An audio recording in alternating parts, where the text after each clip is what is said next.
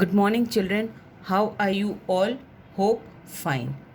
After doing the questions of ratios, that is, sacrificing ratio is equal to old ratio minus new ratio. Now we come to the journal entries. How various funds and profit and loss among the partners is divided in their ratio. This already we have learnt in our previous classes, but then too now on the basis of ratio you have to distribute profit and loss of the partners, various funds like general reserve and other funds are also there which are to be distributed among the partners on the basis of ratio. But after distribution, now we have to prepare journal entries. How these distributions of profit and loss, general reserve take place, and afterwards, after distributing them in their ratio, they are entered in the accounts book in form of journal. How journal entries are made after dividing the profit and loss and other reserves and fund among the partners. So I am reading question number 21 on page number 149. So here is the question. Ankita, Nikita and Jaya are partners sharing profit in the ratio of 3:2:1. These are the three partners and their ratio is 3:2:1.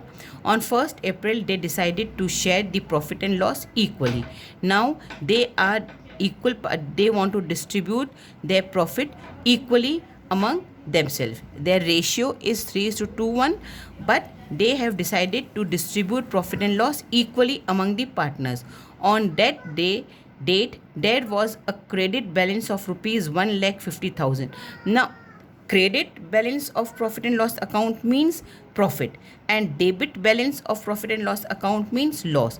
When the profit and loss account is to be debited, it means loss, and when the profit and loss account is to be credited, it means it's a profit of the firm. And a balance of rupees 60,000 in general reserve. They are having a reserve of a general reserve they are having.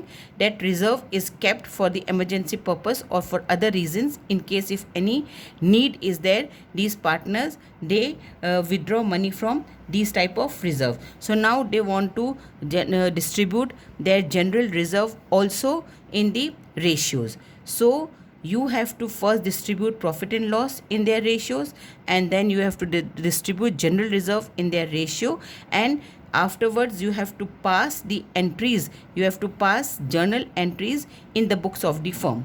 The partner decided to distribute the profit and general reserve before bringing the new profit sharing ratio into force. Now the last line which I am marking here is very important. Children, try to understand what this line means to say. That their profit and sharing old ratio was 3:2:1.